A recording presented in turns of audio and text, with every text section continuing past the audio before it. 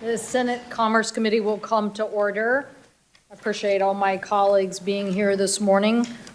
For the United States to be a leader in aviation, we must set the gold standard for aviation safety. We know there is work to do, and we have a number of recent incidents that highlights the importance of continuing to make safety the top priority. Last week, we saw how technology issues can impact airlines and the traveling public.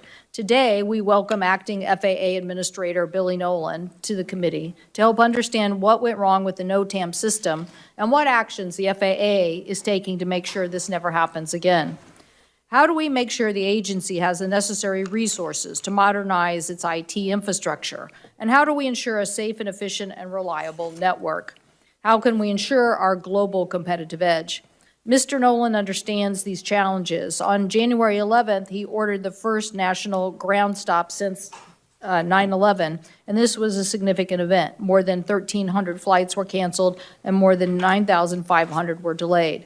Prior to leading the FAA, Mr. Nolan served as the head of the FAA's Office of Aviation Safety, with over 1 million registered aircraft, over 1 million active pilots, and over 50,000 flights every day.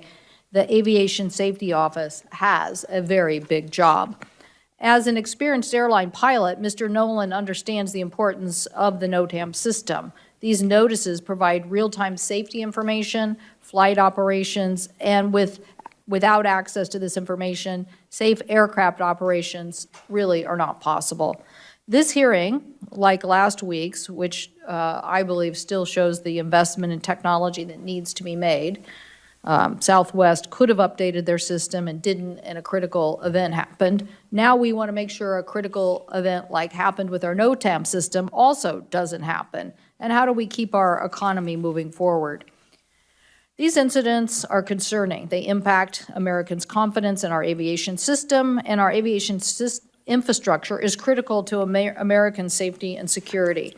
So we need to accelerate building a national airspace system for the 21st century, something this committee is going to work on as it relates to the FAA reauthorization bill.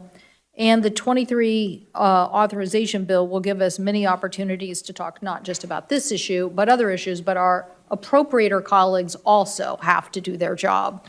Over the last several years, Congress has met or exceeded the administration's budget requests for the FAA facilities in NOTAM.